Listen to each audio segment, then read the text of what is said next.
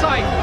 You know, as I look to my left, I see Vice President D'Amato and Secretary of State Buchanan approaching the microphone. And for those of you who are concerned, President Taylor, of course, is safe and secure in an undisclosed bunker until it's determined whether or not the aliens pose any threat. Hello? Hello? Is this on? Can you understand me? I'm the Vice President. Well, we are space traders bearing exquisite gifts that will restore your nation to its former glory. Nearly limitless quantities of gold and precious metals that will instantly erase your deficit. Machines that will renew your rivers and your air. Cold fusion technology for a safe, cheap, and inexhaustible source of energy. All we ask in return is the delivery to our vessels. 5 days from now, every child, woman, and man in your nation with at least 2,500 milligrams of melanin in their skin per square centimeter. What the hell is melanin? Put more simply, in trade for solving all your most pressing domestic catastrophes, we are asking for every person in your country that you would classify as black. Are you kidding? No, we are not.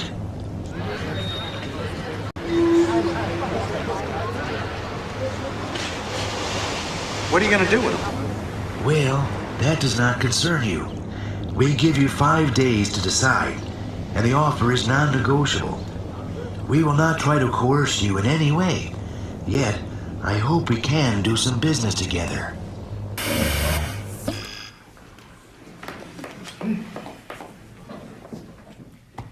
We wait all this time for a fucking UFO and they come here with this? It's all bullshit, right? Maybe. Maybe this day's going to go down in history. An end to poverty, end to pollution, cheap, unlimited energy for every American. Sounds like a hell of a re-election platform. Sam, I have to go on record as saying this is crazy. But what? well, welfare rolls would be cut 40%. Food stamps, Medicare, drug abuse programs slashed. May I add something, Mr. President? You know, if I could guarantee the prosperity of this great country by giving life or taking off of those space traders, I'd do so without a moment's hesitation. You know, the Secretary's courage is not unlike that American men and women have exhibited when called to military service. Well, some go more willingly than others, but almost all go with the knowledge that they might never come back. I don't believe what I'm hearing. Doesn't anybody see a downside to this? You know, Casper's absolutely right. The guilt that many whites would feel for sending the blacks away could take a severe psychological toll, with medical costs possibly reaching astronomical levels. This is madness. Our military services would be decimated, depleted of 30% of our manpower. But with unlimited energy, think of the weapons you could create. Mr. President, Sam, you were elected by the slimmest of margins. Your African-American vote was key. I don't expect them to be thrilled, but how can I put this delicately? Their future electoral clout is going to be severely limited. And Casper, let's be honest. Do you really think the aliens will treat them worse than we have? No, the real issue here is spin control. The decision has to be the will of the people and not the administration policy. How about a national referendum? Have MCI fire up a couple of those yes and no 900 numbers. I'll be damned. We're on to something here. Professor Golightly, you look like you want to say something. Gentlemen. Gentlemen, gentlemen.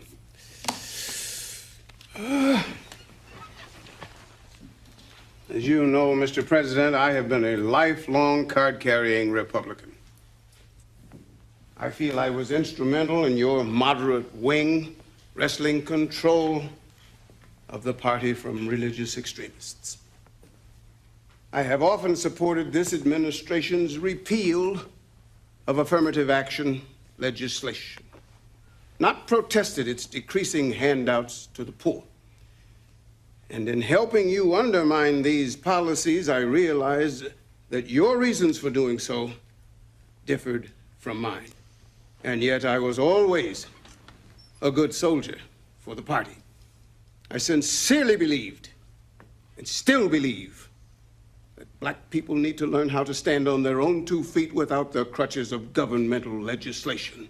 But I'm afraid I must protest in the strongest terms possible what I've heard in this room today. What is being proposed cannot be passed off euphemistically as selective service. At its best, it is group banishment. At its worst, it is utter and complete extermination. Oh, Professor, that's ridiculous. Wait. Did I miss something? Who said anything about exterminate? Look, the space traders seem perfectly nice and civil. Their planet might be one great big Club Med for all we know. Sam, we do not even know if these creatures can deliver on their end. You and I play poker together. What if they're as good at bluffing as you are? Now you're whistling Dixie.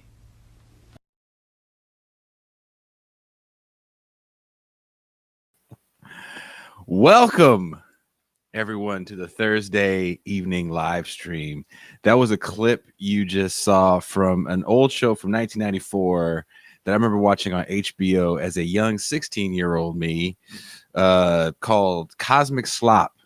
Imagine a Black Twilight Zone, I guess you would say, with George Clinton from Parliament Funkadelic as the host. And that episode was about, as you can imagine, some aliens that come to Earth and offer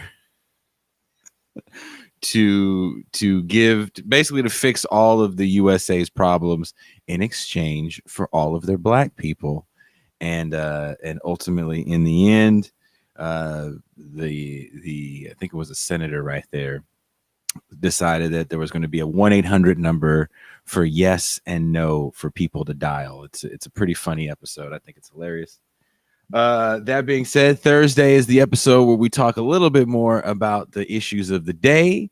We have impeachment number 2 for the president. Joe Biden is rolling out a very large coronavirus package that is promising checks totaling $2,000, a little bit more unemployment relief, raising the minimum wage, some money set aside for states and public transportation, a better rollout that he says for COVID vaccines and testing. All this said as we are continuously breaking records on COVID deaths, and unemployment claims are as high as they were in March when the pandemic started. To talk about all this fun stuff, I'm bringing in my mellow, my man, all the way live from Miami, Florida, Pascal Robert. Good, Jason. How you living, brother? How you living? How are you living? I'm doing all right, man. I'm doing all right. That show is a lot of fun to me, and I do enjoy opening up this show with these clips that you and I find. Also, we want to thank everyone that's been tuning in on Zero Books. We went live yesterday. There's a question you didn't answer. You didn't answer. What was that? In front of you. Would the U.S. take the aliens deal? All day long. Oh, I agree with you. That's all I want to know. Twice on Sunday. Yes. They would take the aliens deal, no doubt. It's so Robert Guillaume Benson. Or was he Chicken George? No. I don't think he was. No, he wasn't Chicken George. No, Chicken George was the brother who came out of What to do, Chris? theater. Theater. Oh gosh, Ben what was his Vereen? name? Ben Vereen? Ben Vereen. Okay. Ben Vereen. You know, there's some Tomato. interesting little kind of drama with Ben Vereen, right? Do you remember the kind of drama that occurred when Richard Nixon, not Richard Nixon, Ronald Reagan, all these reactionaries, just popping up, when Ronald Reagan got inaugurated, on the night of his inauguration, He wanted Ben Vereen there? Because Ben Vereen performed for Ronald Reagan at his inauguration, and he performed a rather kind of stereotypical, very kind of retrograde, almost kind of step and fetch it like portrayal in dance for Ronald Reagan. And this was like, I read an article several years ago. Wait, times. I'm calling times. Jabir,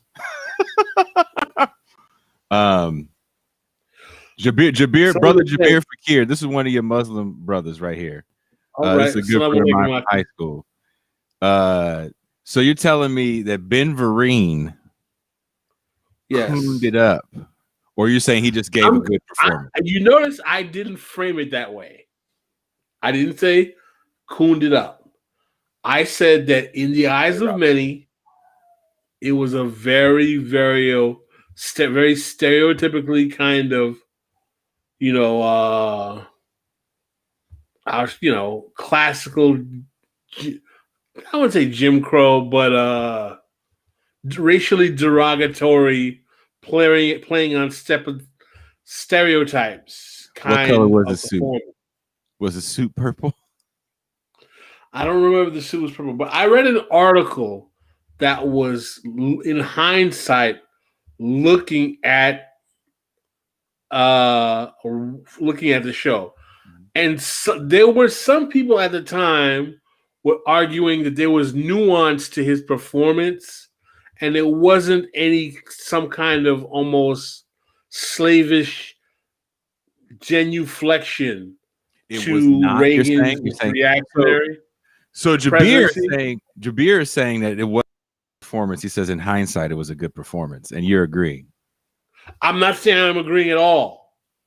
What I'm saying is that I remember that this performance transpired, and I remember recently reading criticism of Ben Vereen for doing that performance for a president that was profoundly disliked in large segments of Black society in the United States. And I'm just alive to the debate. I'm not enough of an expert on the performance to give you a categorical opinion. I think people should look up on YouTube for that for the Ben Vereen. So is it Ben Vereen performance for Richard Nixon from Ronald Reagan? Ronald Reagan. I don't know. I can't get my reactionary straight. Reactionary white people in check. It happens. It's totally fair to not be able to keep your reactionary white people in check. Because I did also think it was funny in the clip that the only voice that white people would understand as the aliens come down is the voice of Ronald Reagan. And keep in mind, it's 94. So it could have been the voice, like could have been like Bill Clinton or Bush Sr., but no, it was like Ronald Reagan is the only voice that's going to get. Well, you know what's fascinating about that, right? Remember how, we've been talking about, and we might continue to riff on this Showtime documentary, The Reagans, that you and I agree that everybody should check that documentary out, The Reagans on Showtime. Because if you're not really aware or an expert on Ronald Reagan, gives you some great history. Remember that we were talking about how I stated that I can remember a time in America, not too long ago, maybe even in the early 2000s, where this documentary would never get done. Mm-hmm. I was saying that Ronald Reagan was such an important iconographic touchstone for not only the right wing. Apparently, he was one of Obama's favorite presidents, according to Obama. That I would have never seen a documentary that so challenged the iconic nature of what he represented in American political history. When I saw that documentary on Showtime, I said that mythology has been exploded. And I also said another thing. I said that documentary does not get made without the Trump presidency. And I read an article in the New York Times that literally says that the Trump presidency gave the creator of that documentary the material that he needed to feel that he felt he needed to expose how the current manifestation of the right wing gets born. So I can say that I'm a savant. Do you think though? Do you think though with the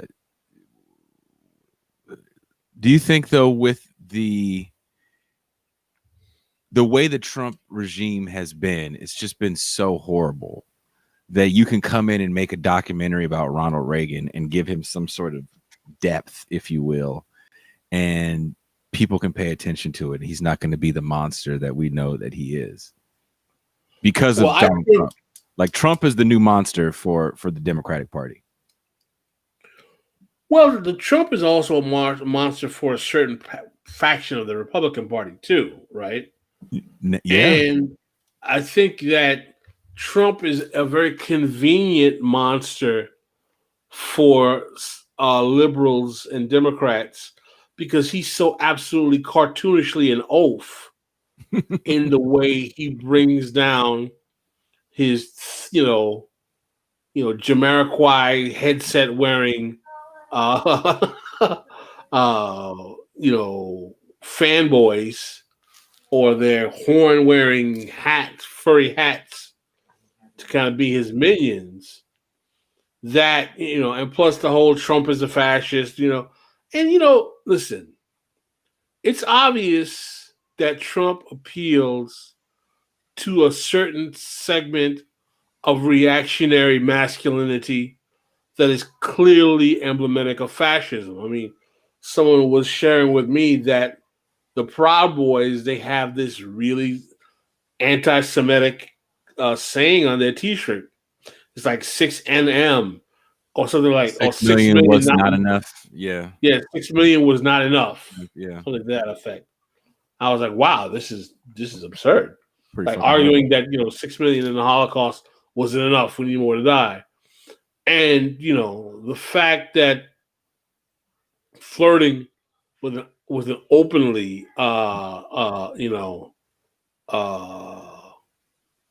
anti Jewish kind of force kind of really demonstrates the depth of the bottoms that Trump has really transgressed here.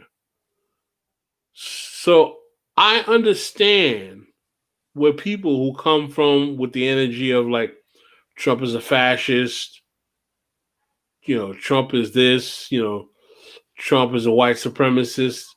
My whole position is that, every president, I mean, if you understand what the emanating forces of what this country has been about since the beginning, they all support white supremacy, imperialism, and total, castration of black and brown people throughout the world. And the notion of democracy, justice, freedom. I mean, this is the Roman Empire in the 21st century. So again, I don't support empire because empire is about wealth building for the sake of empire and destroying those who are not in line with empire and grounding them to dust.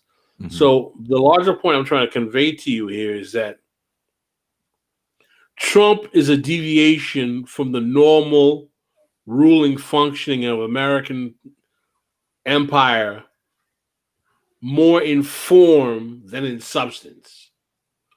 Trump didn't, take us into some kind of insane war and massacre 100 people like Iraq. Yeah. Take us from 3 wars to 7 wars. like Obama, didn't take us to obscure Asian countries and genocide whole populations like Nixon. Mhm. Trump was horrible in foreign policy. He did increase the war in Yemen. He did facilitate, antagonisms to Venezuela, supporting a cartoonish coup over there. I know you're paying attention to, as they're walking out the door, they're putting Cuba on this list of terrorist nations. That's true. Putting Cuba as a terrorist watch list. Been instigating all kinds of horrible stuff with Iran, who was in better position with the Obama administration than Trump has ever been, exacerbating the tensions of Israel and all of its belligerents, putting greenlighting in Jerusalem, the embassy in Jerusalem. So we're not making this point to say that Trump has not been a foreign policy belligerent by any stretch of the imagination. He has been more in form than in substance. Mm-hmm. And when I talk about Trump being, what makes Trump an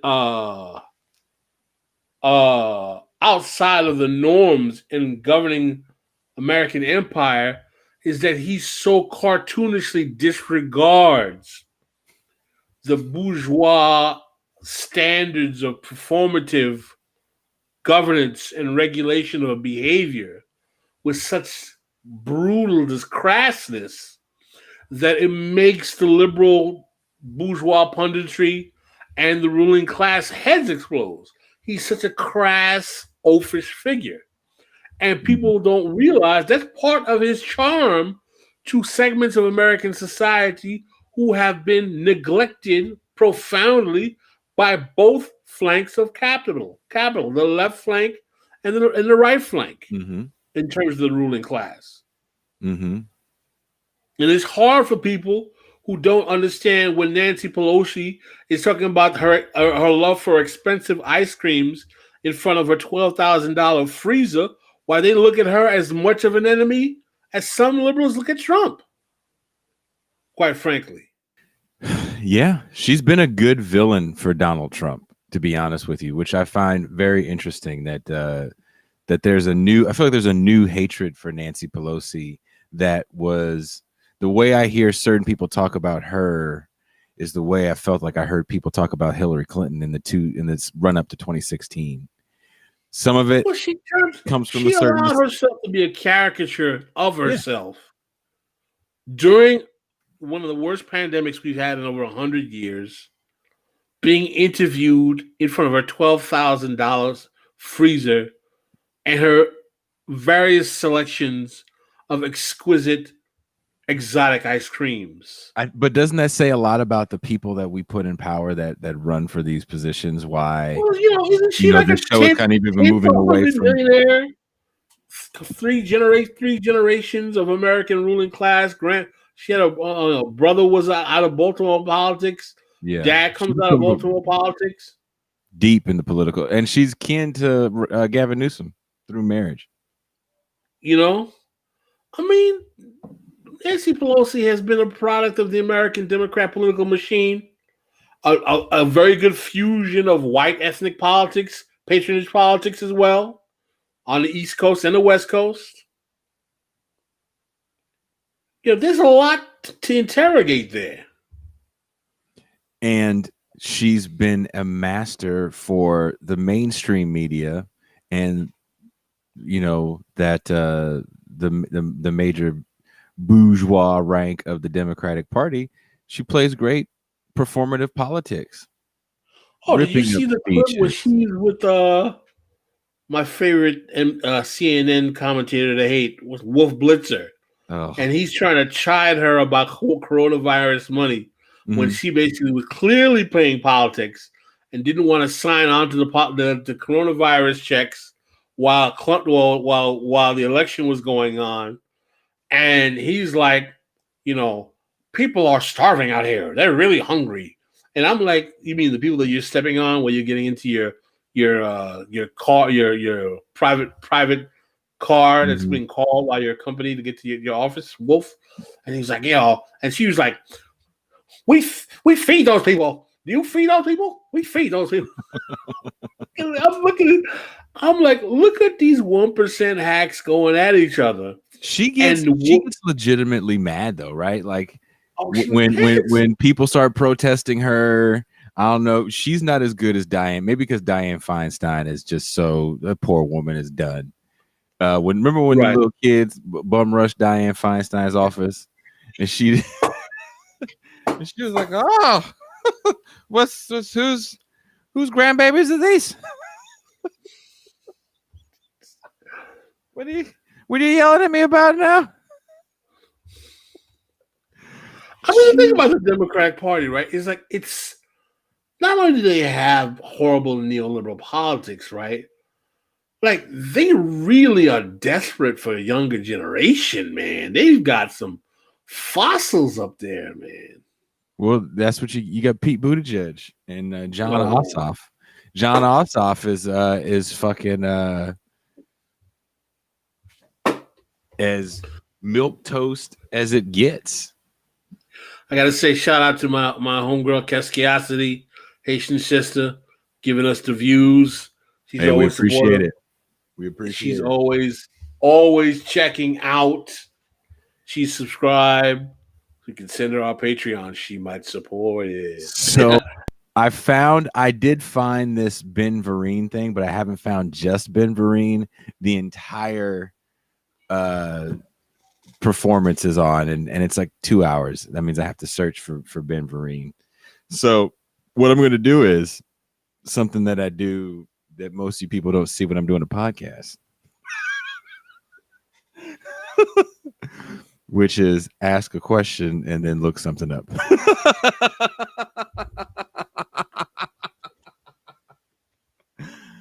No, I have notes. I'm lying. I have notes in front of me. I'm totally lying.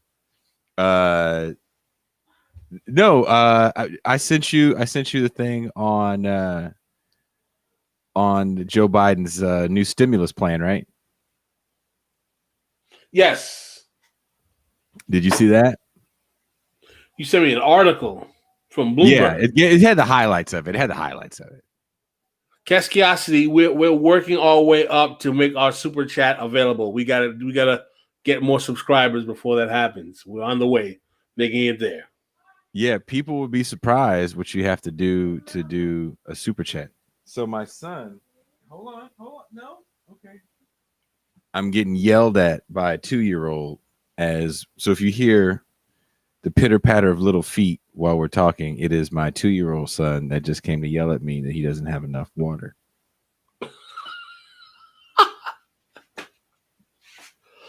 Jason is the only adult man I think I've seen get hazed by his son.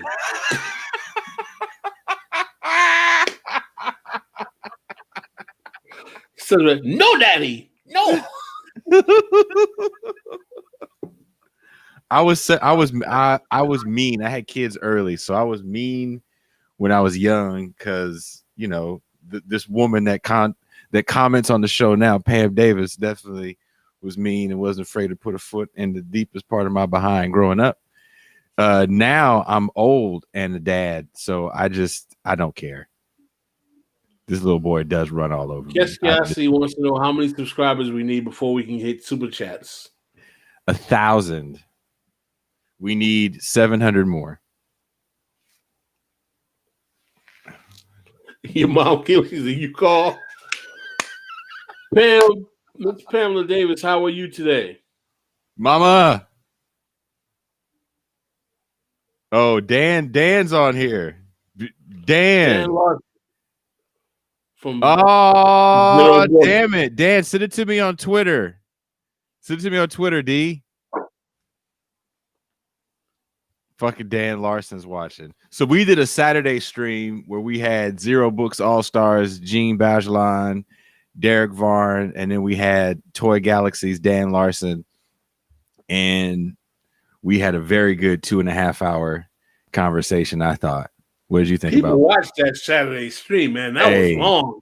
Saturday was a deep conversation. Dealing with a lot of what was going on with the Capitol and taking deeper dives into that. And we definitely had a feeling that this whole impeachment was going to happen, which to some level is a bit performative.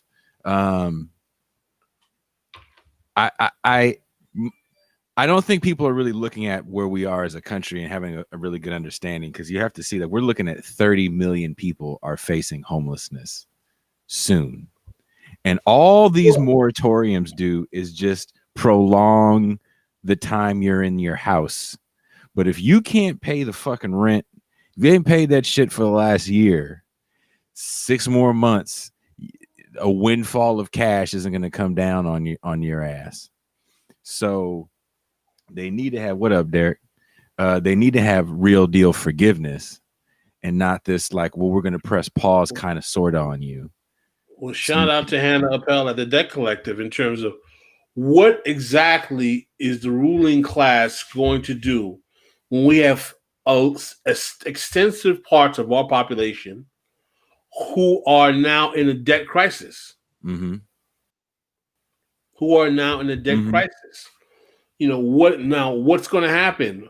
Who exactly are the Democrats going to blame now when you have increased numbers of people who are coming up on eviction time, who don't have the rent to pay their landlords, and are cash broke where they can't pay their student loans?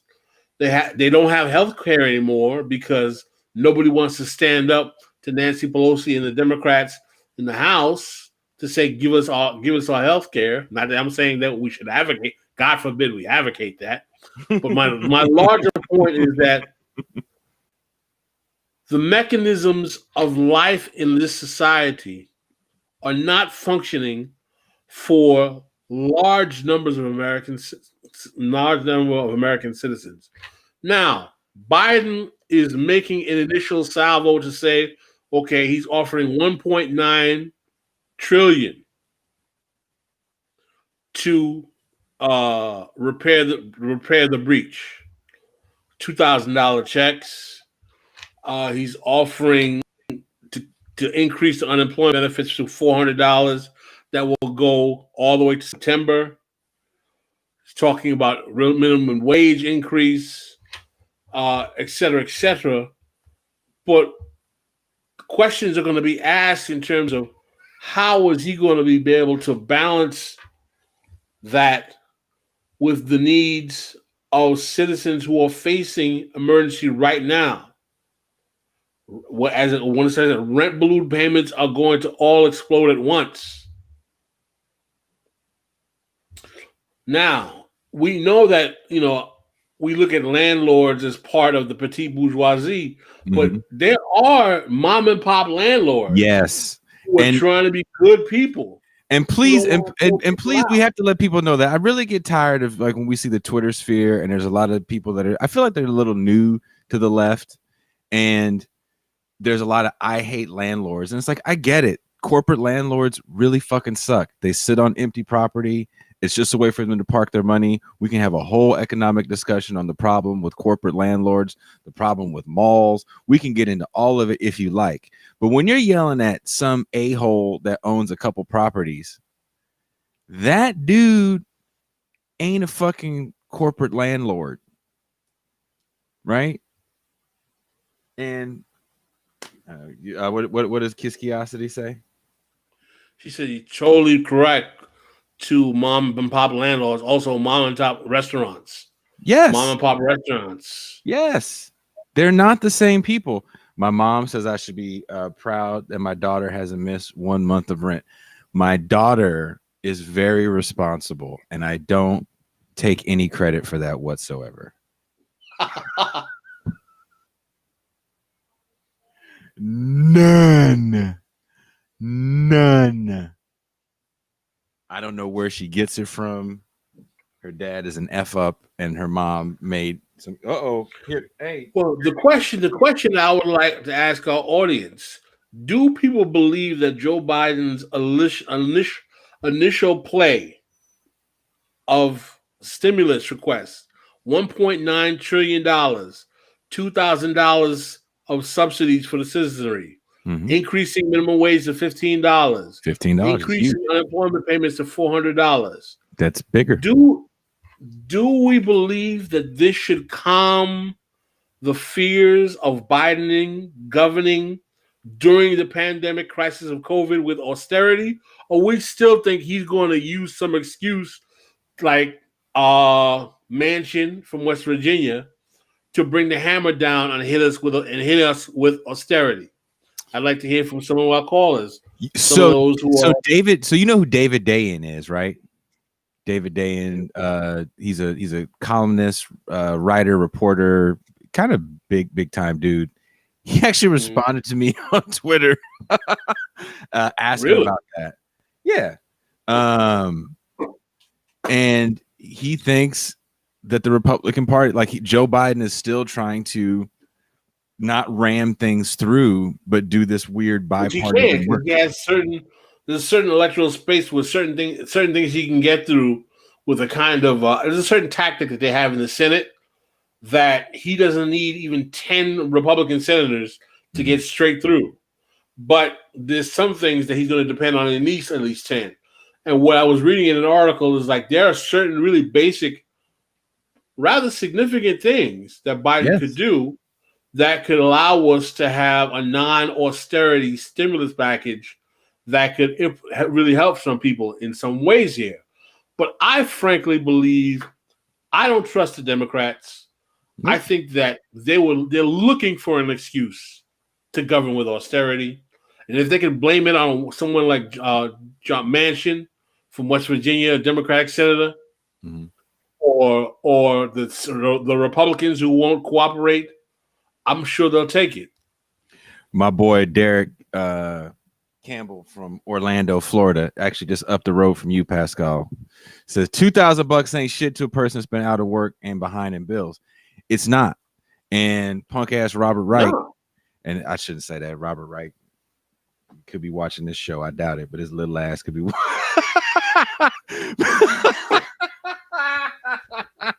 Robert Wright jumping at the screen. Even Robert Wright was like, the amount of the money from the Trump tax cuts in 2017, this administration could have handed out $1,875 a month to every American citizen until this shit is over with, for the amount of money that was fucked over on the Trump tax cuts. Total transference of wealth to the elite. So again, we have one of Kali Acuna on the show Tuesday, one of the largest transfers of wealth we've seen. Gilded Age transfer of wealth happened in 2017 with those tax cuts. And here we are. On Curiosity, $2,000 a month is on the table now, according to Biden's last pitch. It was. I thought it was to combine the 2,000, right? It's going to be the 600 plus 1,400.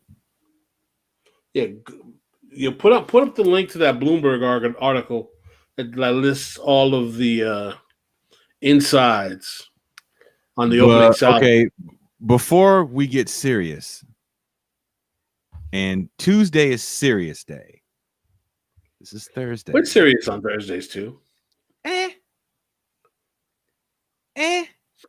Thursdays is the days me and Jason chopping it up and talking to you guys, and I'm bouncing things off your head. You guys can't see this, but I'm getting chastised by a 2-year-old every 5 minutes. So when you see me look down, it's because my 2-year-old is coming and he's punching me and he's yelling at me. First of all, that's happening. Number 2, we are going to watch this Ben Vereen dance number. Out of nowhere, comrade, really? D. Larson just sent it to me. So fat shout out to Dan, Toy Galaxy. If y'all ain't watching Toy Galaxy, if there's anybody on this show right now that ever played with a G.I. Joe, that ever watched Saturday morning cartoons, you ever transformed a Transformer, watch Toy Galaxy with Dan Larson.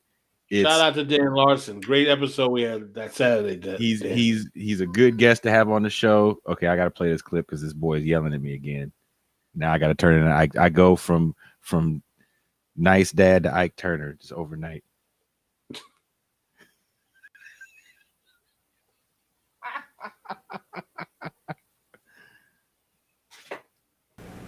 And a black man, in order to appear at a white man show, had to put on a black face so no one would know. And one of the giant stars of that era, What the hell are you talking about, Johnny Carson?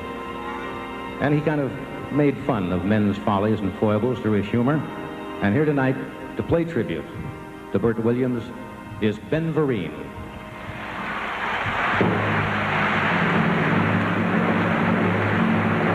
This is Ronald Reagan's inauguration. You didn't tell me he did this. Oh, shit.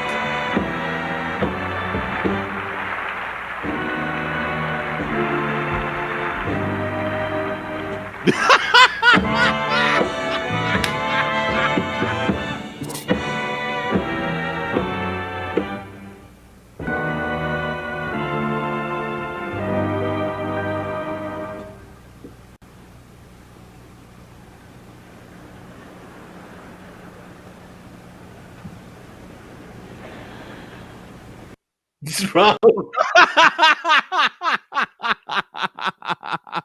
Oh, dude. So that's all we got? We just got that fucking Reagan looking there like, For some, I that, think that would be bad enough. That hilarious colored man. Chicken George. Yes. Ronald Reagan was the Chicken George. Ben Vereen is Chicken George. And no, not Ben Vereen. Fucking who was that we just looked at? That's Ben Vereen. Robert Guillaume was in Roots. Who was Robert Guillaume in Roots? Robert Guillaume was. I don't think Robert Guillaume was in Roots. Was he Frederick Douglass or some shit? Was he in like Roots Part 2 where they went? Robert Guillaume was a comedian who played Benson. I know who the hell Benson is. He was a lieutenant governor. Right, who went from being the butler to becoming lieutenant governor. He was a butler in Soap. His son Soap as well. You can watch as much TV as me, but you didn't watch more TV than me. No, I probably didn't. I probably watched older TV than you. I don't know. I grew up with my grandma, and I watched all the Honeymooners and Twilight Zones with her and my mom. Yeah, so the point of my commentary, which got us to that video, is that we were riffing, and somehow someone mentioned Ben Vereen. I said, you know, the interesting thing about Ben Vereen is that there's this video of Ben Vereen performing at Ronald Reagan's inauguration, and he was doing it. I never had seen the actual performance. I remember reading an article that it was a critique, but was not as heavy-handed about the performance. And I remember saying, you know, it was critiquing Ben Vereen's performance at Reagan's inauguration in a somewhat racially caricatured kind of way. Didn't say blackface. Dude. So what was the chick's name? And someone watching this knows. So remember Reagan. God, we keep calling Trump all these different fucking names. Remember Trump's inauguration? Would nobody perform at it? Would nobody black perform at it? And then some black chick performed at it, and it just ruined her career. Who was the chick? Come on. That's a good. Come on. I know y'all know. Who is this woman? She wasn't like a country artist. She was like a pop R&B singer. She was a black artist that did. Was it Fantasia? No, it wasn't Fantasia. It was some. I think they just went downstairs. I can't. I'd ask Phoenix's mom. I'd get her in here, but Taylor Dane. Come on, Taylor Dane was white. First of all, tell it to my heart. Tell me I'm the only one. That's my good Taylor Dane impersonation. That's what you get. Jabir says something Marie. Is there a black singer named Marie besides Tina Marie? No, that's fucked up. Tina Marie is white or was white. Was she? Well, she's dead. Now I think she was dead by then. Tina Marie? Chrisette Michele, someone says. Chrisette Michele. I couldn't tell you any of her songs. I don't know who the fuck she is. And I work in the music business, and I don't know who the fuck she is. But anyway, she performed at Trump's thing, and what if she just would have? I mean, it's really interesting, right? Chrisette Michele performs at Trump's inauguration, doesn't really do anything coonish or ridiculous, but Ben Vereen performs at Ronald Reagan's inauguration in blackface with the white lips. With the white lips. Was that his middle finger in a way to Reagan, or was that? What do you think that was? I don't see any middle fingers popping up in that presentation. That's pretty. That's some pretty debasing, isn't it? Jabir, what say you, Jabir, about that whole thing? Ben Vereen performing at Reagan's inauguration was it his inauguration? It was his it had to be. It was 85. Yeah. Pasquale says, man, talk about different times. That's not that long ago. No, if you're born in 85, you're a millennial. That's not that fucking long ago to come out. I was an adolescent, man. I was in junior high school when that happened. Jabir says I gotta watch it. What does he do that makes it less blackfacey? Does he just rip the blackface off like fucking the whole thing, man? Scooby-Doo? I found out from an article. Okay, so that's what I was asking. Jabir says it's an attempt at putting racists on blast by coming out. That's what I was asking. Is that what he was trying to do? Like here, I read something to that effect. If that's the case, maybe you should tell us. Like, remember when Whoopi Goldberg and Ted Danson came out in blackface? That's a good one. Was it 81? Dan, it doesn't make a difference. 81 is still new enough to know better than not wear blackface. If you told me it was 1881, you go, well, you know. 1981. Oof. But you know what? That didn't kill Ben Vereen's career. I don't know how far his career was going anyway, but at that time, wasn't he always Webster's uncle? I guess so. Can someone look up that? Dan Larson, you should know. Wasn't Ben Vereen Webster's uncle? Webster. That was another weird show. That was along the whole permanently midgeted or height challenged black kids being adopted by rich white families kind of thing. That was a theme. Well, the Webster, they tried to make it. So remember, they always try to learn from their mistakes. So the first one is Arnold and Willis. Different Strokes. Their mom was the maid of the rich white man, Mr. Drummond. Nice. In Webster, it was his parents were, I think, ex-player, or his dad was an ex-player and played with Alex Karras, because Alex Karras played ex-football player, which he was a football player. Okay. So it's a little less, and he won't call him mom and dad because he had a mom and dad, so he calls them Mam and George. Yeah, still ridiculously pathologized, patronizing, just totally.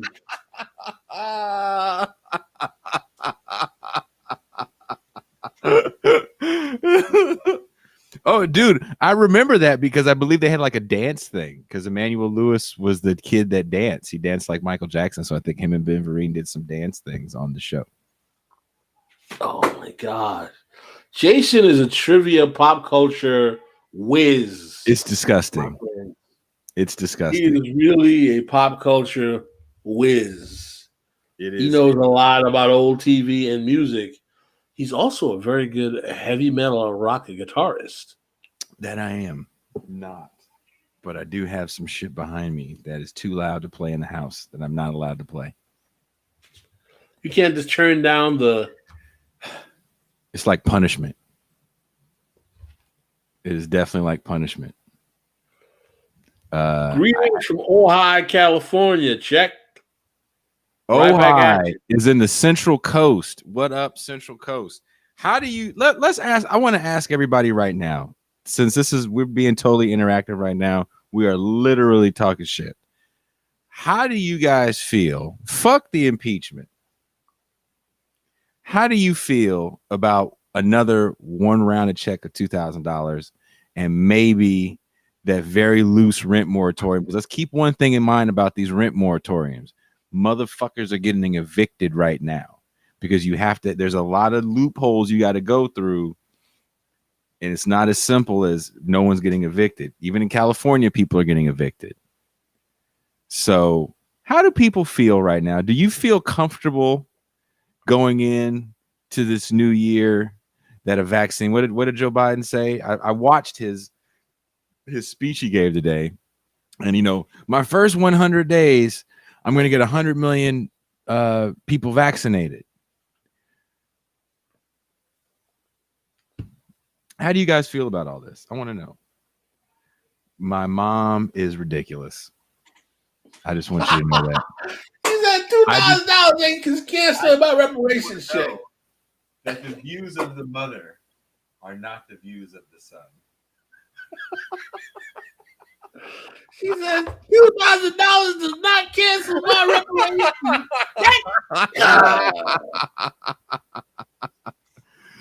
Oh shit.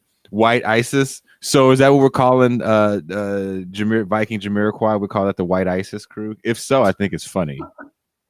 Wysis.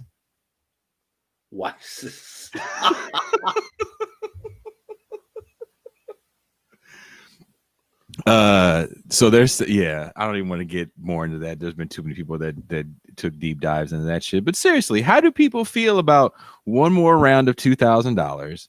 There's been no talk that I've heard of extending Medicare benefits for everybody. I think Joe Biden did say something about that, though, about free treatment. We don't know how that's going to look or roll out. Thank you. I have friends that haven't paid rent in 8 months. 8 fucking months, because you got to live. The response has been disgusting. No, it's an absolutely absurdity, man. I mean, other countries, they're talking about monthly payments. I mean, it's incredible the amount of just cruelty our government has shown in the face of this virus with the demands that people to stay in place, stay sheltered. Kids can't go to school. It's absurd. So kind of one of the themes that we've been on, especially on Tuesday, we definitely hit on this, and we've been hitting on this in our personal conversations, is there's such a lack of movements. And even in reading books like City of Quartz, one of the constant themes is where there is no real left, that vacuum gets sucked up by the Democratic Party, and the Democratic Party becomes a de facto left. Yep. And that's a shitty left if that's your left. That's the right wing. That's the left that's interested in doing nothing but coalescing with right-wing power to screw you over. Mm-hmm. That's it. So there's so much, we got to get this person and we're going to yell at this congressman to do this and da-da-da-da-da. The Debt Collective was an important show to me just because they're working outside of that fucking paradigm of doing everything within electoral politics. Jabir Fakir, who I hope is still watching the show, gives not one single solitary damn about electoral politics. Everything that young man has done has been outside of that realm. And he definitely helps people on a local level. But he's going to keep doing the work that he's doing to help out poor and working class people, regardless of who's in office. Where did we miss that somewhere along the lines where we have to have these progressive, and it doesn't hurt. I'm not saying it's a bad thing. I'm just saying, why is it the end all be all of our end all be all now? All these people who are all of a sudden talking about well, we have to protect the squad and the progressive caucus. I said, don't these people work for us? Or don't they work for the people in their constituency that voted for them? Yeah. Mm-hmm. What is this nonsense where you have to coddle politicians? I'm not saying that you have to get the guillotine. My larger point is that you hold them accountable. Mm-hmm. It's ridiculous, man. It's liberalism. It's a bunch of liberals cosplaying radical who are trying to tell you, oh, comrade, now, we have the progressives here. The squad will save us. Get out of here, my face with that, man. It's like I had a podcast a few weeks ago with Kelvin Martinez, who does a lot of work with the Unhoused in Los Angeles, and we both agree. And I think he said it on the show. He goes, "It feels like people are just waiting for Superman," and there's a lot of waiting for Superman. And what happens in this pundit sphere of the internet, everyone's telling everybody how to wait for Superman. Oh no, you got to force Superman to do this trick for you. No. Superman will just figure it out. Why the fuck do I have to wait for them? Why can't we just do shit? Do you know what I see at the homeless camp across the street? People just do shit. People just do shit. Nobody sat there and waited for the mayor of Oakland to do testing for AIDS and COVID in a very hotbed of AIDS and COVID. I mean, listen. They just did it. I just realized something. We had two shows that, to me, demonstrate the best of people on the left taking ideas and making them into reality. One was Hannah Appel from the Debt Collective, and the other was Kali Akuno from Cooperation Jackson. Mm-hmm. These folks have taken ideas from the left tradition to create solutions to people's problems. This can be done. And I'm not saying that we should ignore electoral politics. We should have an inside game and an outside game. But all this, we're waiting for the progressive coalition and the squad to save us nonsense. This is not what this is about here, man. We need to have folks, even ourselves, in positions where we can implement solutions for people to put influence in politics and policy, to have the ruling class fear them more than Donald Trump supporters. Yep. A bunch of yahoos with Confederate flags. Because you know what happens when I did an interview. It's going live Sunday with Mike Davis, who wrote a really good book called City of Quartz. And City of Quartz talks about some things. If you watch some of the documentaries about LA with the riots, there's a good one on Netflix. I think it's called LA 92, which goes back a little ways. The skateboarder Stacy Peralta made a pretty good one called Bloods and Crips that definitely gets into the history of gangs in LA, all the way to when black people first came to Los Angeles and were formed gangs to protect themselves from the white gangs that came across the tracks to fight them.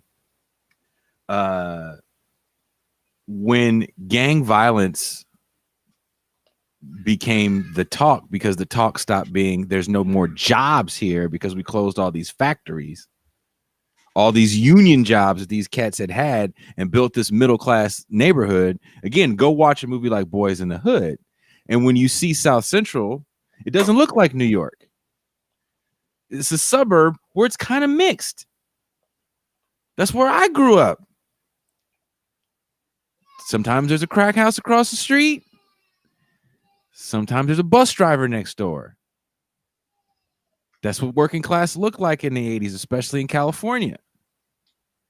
And when you don't have a left, the people that fill that void definitely fill it with total reactionary bullshit, tough on crime bullshit.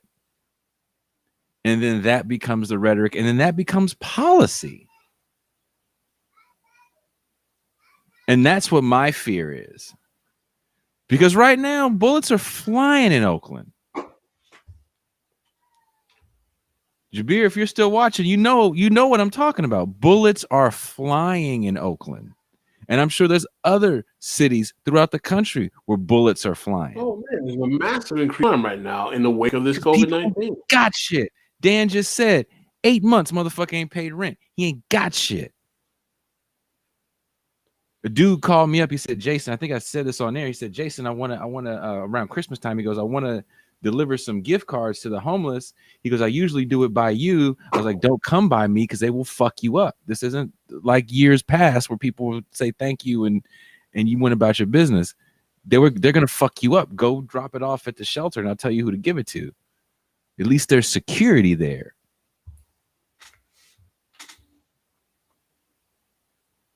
But even with security in the shelter, people still rammed through the gate. Yep.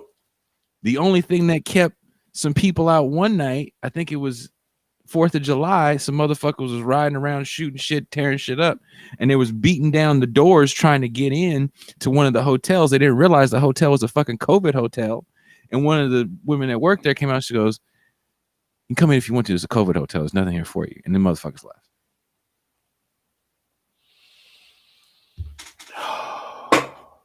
So, by the way, yes, next week our guest will be Jeff Kennedy, who is an expert on the subject of eugenics, and he will be particularly talking to us about eugenics in education and what that means for our children. Mm-hmm. It's going to be an interesting subject. And I look forward to joining us in to hear about that. The vaccine is also frightening because some of the stories that are coming out about the vaccine and who's getting it is it's insulting. You know, some of these higher end hospitals that are getting it. There was one. There's a hospital somewhere near Columbia University, or Columbia University has a hospital. I believe like some of the grad students that were at the hospital got the vaccine. So again, my crackpot theory is that we're really seeing some new redlining, and the vaccine is going to give us the new redlining. I think that's possible, comrade. And it's going to be very, very class-based. It'll look a little colorish, but it's going to be very, very class-based. Because when I look around Oakland and I see where people are being allowed to shoot and nobody's doing a goddamn thing, it's also where COVID is blowing up, and the cops aren't fucking with you. Yeah, I'll say it one more time for the people in the back. The cops aren't fucking with you because they don't want to get sick. If I didn't see it with my own eyes constantly, then I wouldn't believe it either. But around here, I can't speak for everywhere in the country, but around here, these cops may not be the greatest dudes in the world, but them motherfuckers ain't trying to get COVID for your silly ass. So they're just letting people go at it. Well, we've been at an hour, brother. You ready to wrap it up, comrade? You see my mom talking about the vaccine.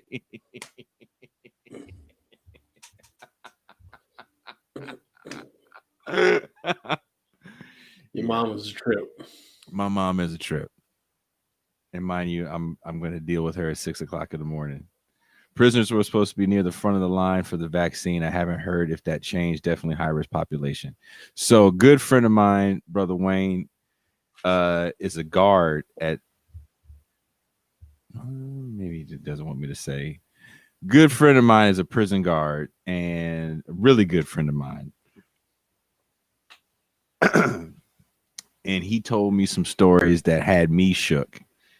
And he doesn't get rattled by much. He's a big dude, like he's a big Pascal size brother. Grizzly.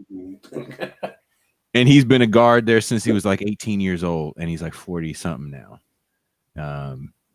And he said he saw a young man quit because he got tired of seeing dead bodies. Mm. Nurses are having to choose who lives and who dies because there's not enough ambulance space to take people to hospitals. For a while, some hospitals weren't even taking people from the prison. It's fucked up in the prison. He says this is the first time in 20 some years of working there, 30 some years of working there, that he's seen guards and prisoners work together because they understand the hurdles that everybody has to go through for this, because guards don't like it either. Guards are dying. People are dying inside the prison. Left and right. And you might get a blip about it here and there for certain media outlets. Democracy Now! Is pretty good about talking about the COVID situation with prisoners, but overall, you are a throwaway people. Surplus labor. We talk about it all the time on this show. A woman got put to death that was mentally ill. Not a little bit, but all the way gone. And to prove some sort of political point that Trump was a real deal dictator, I think he's a wannabe Duterte. 10 people got needles in their arm over the last 2 weeks. More than any other president at this point of their presidency in history. Why do we have a death penalty in this country? Has it ever been a crime deterrent? Absolutely not. So, I'm speaking of mortuary owners on Central Coast who are begging for them. Begging for what? Bodies? Or help? But it's insane. It's insane what's going on with our population, and some of the shit that I heard Biden say seems interesting. We're still live for a little bit longer. Cheerful comrade. We still here. Oh, begging for the vaccine. Oh, got it. Yeah, people were begging for this vaccine, man. Begging for this vaccine. And you look at other countries that, get demonized. China locks it down again, but people get paid when they lock it down. They get fed when they lock it down. People get jobs when they lock it down. When we locked shit down, nothing happened other than shit got locked down. And lockdown became a partisan talking point. So much became so partisan in this last year, man. It's just ridiculous. Refrigerator trucks. In the piece I wrote, I had to do some research. Refrigerator trucks in New York they were using because there where's this piece you wrote? It's in Medium. I could put a link up to it. It's called "Kill the Poor." And basically, I used Lisa Montgomery, the woman that got put to death, the first woman that got put to death in almost 70 years, and the COVID deaths. Right. Because a vast majority of these COVID deaths are poor and working class people, especially here in California, because there's so many people that have to now live intergenerationally. It's tearing up the Native community the same way. It's definitely tearing up the Latin community the same way. And it's tearing up the Black community the same way. Tearing it fucking up. So we have a problem in this country with the way we look at punishment, first of all. The death penalty is some sort of vengeance. I mean, listen to people talk about justice. But what about justice for the family? Check it. My uncle got shot, killed, dead, not coming back. Can't get him back. His mom died with one less son. His dad died with one less son. My father has one less brother. He's not coming back. You can put that man behind bars. You can put a needle in his arm. You can put him to a chair. My uncle's not coming back. That's not what justice looks like to me. So, sorry. Nah, that was real talk. That was very emotional filled, very poignant conversation that needed to come out. I'm glad you went there. Well, I mean, my mom knew Willie. I mean, Willie, he was the kind of more hood uncle. I don't know what you want to say. One time my younger brother and I were playing out front at my father's house. I don't even know if my mom knows this story. And these kids across the street were selling drugs. This is like the early 90s. And they had just got like a gun and they were trying to shoot a stop sign. And we were like this far from each other, right? Like on this kind of angle. And they didn't realize trying to shoot the stop sign was shooting at my brother and I. Wow. So I had to grab my brother and we ducked under my stepmom's car and we're both, you know, scared. My brother's in tears. He still remembers this. He was like 3 at the time. My stepmom told my dad got furious, called his brother, and his brother came there and apparently threatened him one good time and I never had a problem again. So of course I love my uncle. I miss my uncle, you know. And somebody shot him. Killed him. But killing that dude isn't going to bring him back. Right? Nope. So I just don't understand the death penalty. Kamala Harris caught a lot of shit in her early years because she wouldn't charge a dude with the death penalty that killed a cop. And she learned, in her early years as a prosecutor. And then by the time she became the AG, she kind of changed her. I wouldn't say she changed her tune, but she just said, I'm doing my job. Oh. But the death penalty is one of those things where people kind of feel on both sides of the aisle, the political aisle, that it is some sort of justice. I have worked with men that have taken lives that are, I may not agree with everything they say politically, but fuck, man, they're trying to be better people. And all they do is help. One brother I work with, we had a class to help men deal with violence in the shelter.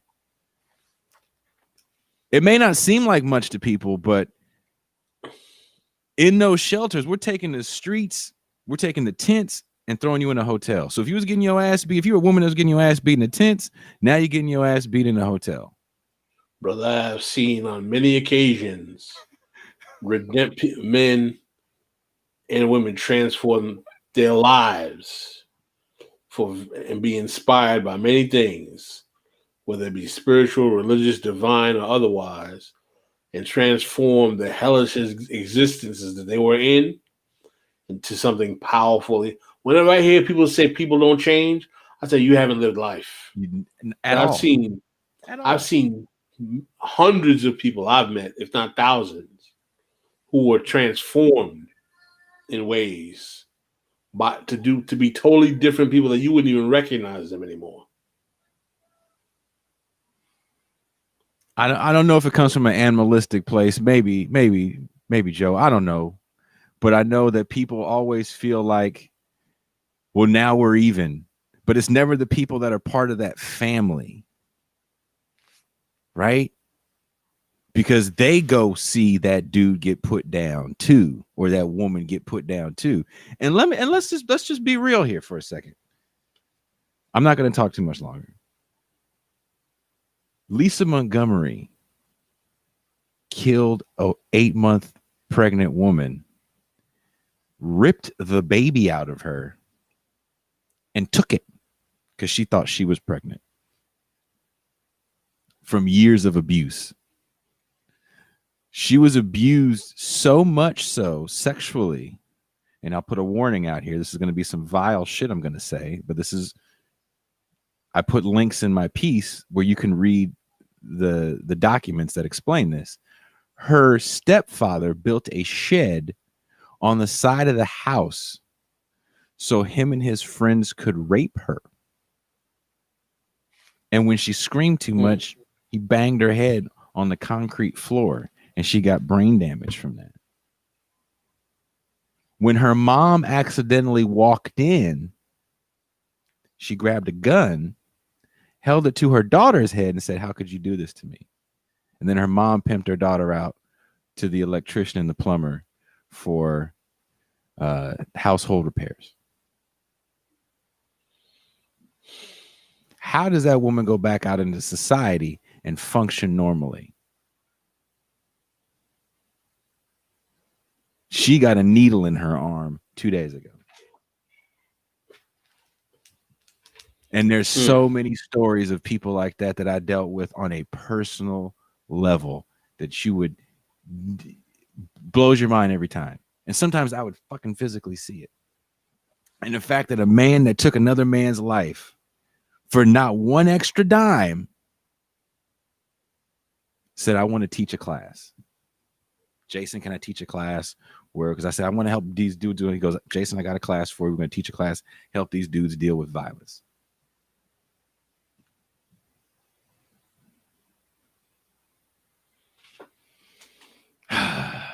On that note,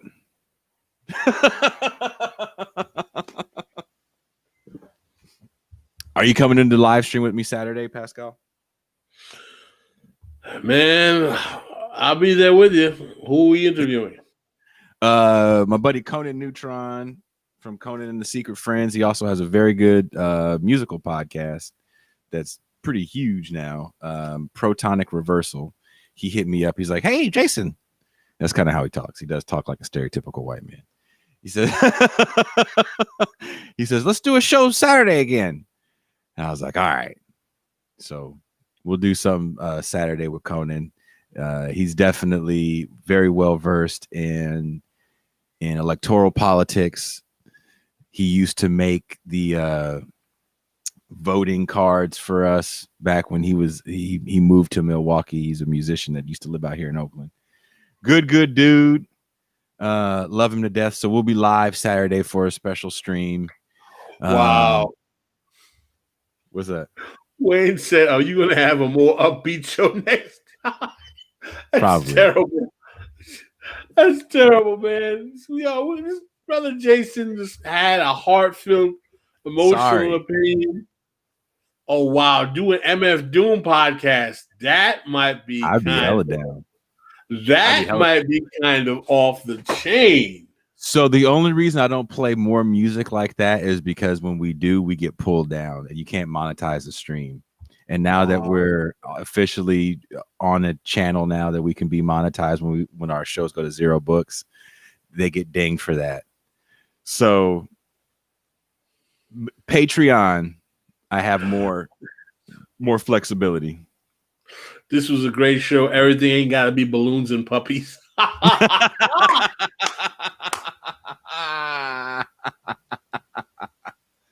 No, we need that heavy stuff.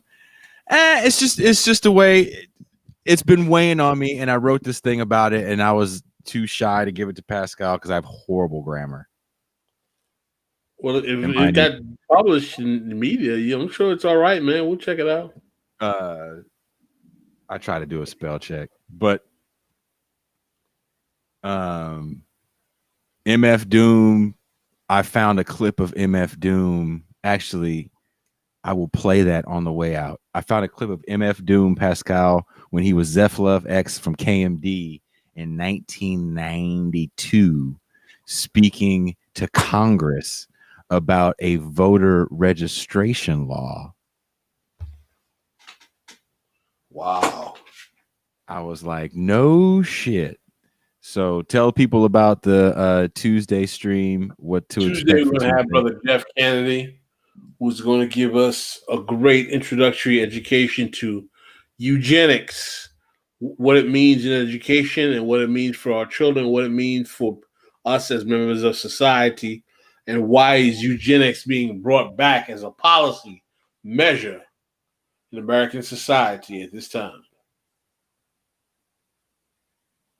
Okay. Eugenics is the belief that you guys don't know that certain types of people or ethnic groups of people have better value in breeding than others, and other individuals for certain reasons, whether they be sickness, health, mental infirmity, or genetic or racial inferiority should be bred out so that those who are racially pure or better should be allowed to flourish.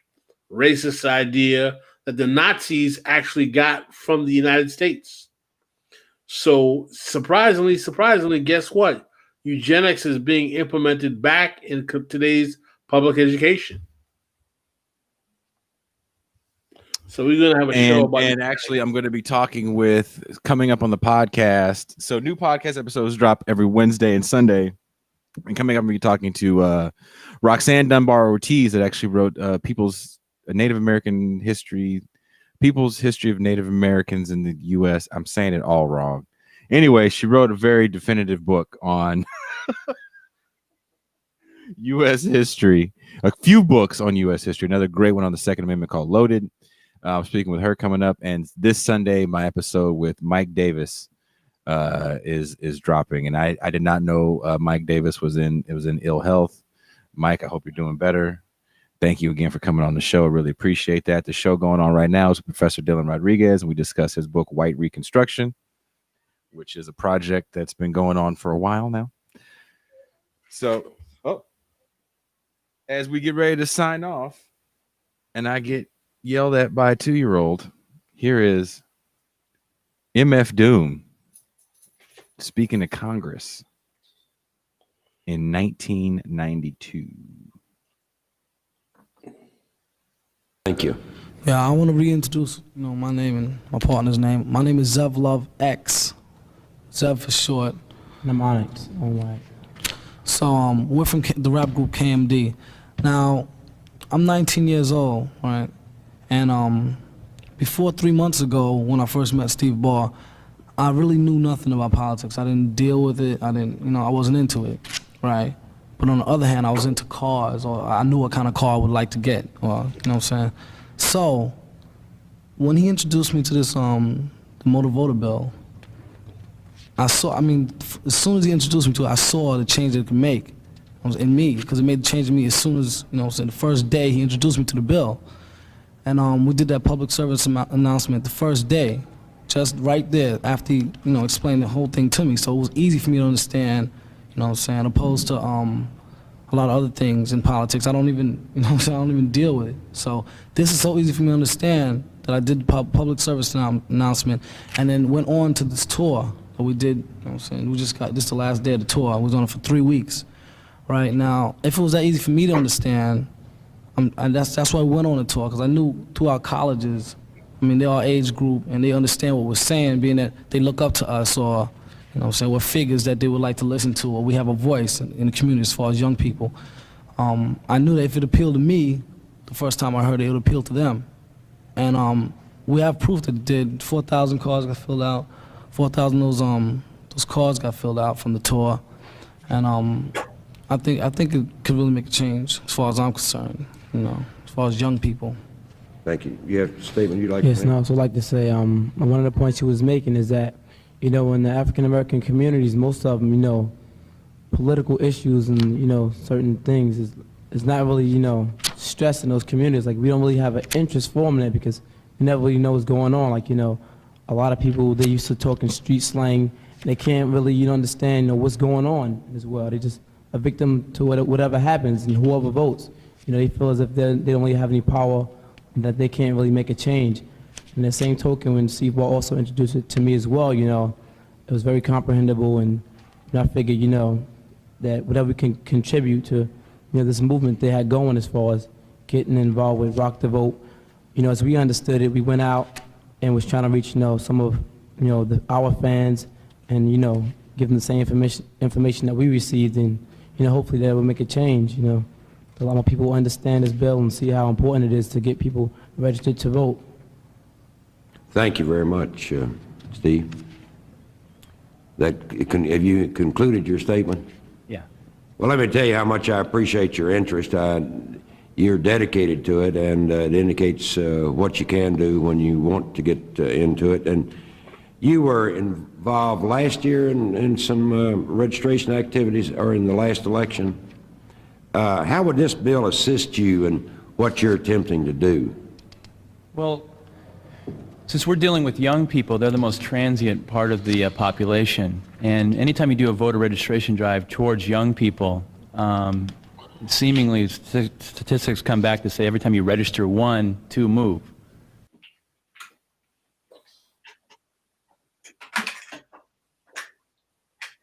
Oh, all right. Thank you guys. And we are out.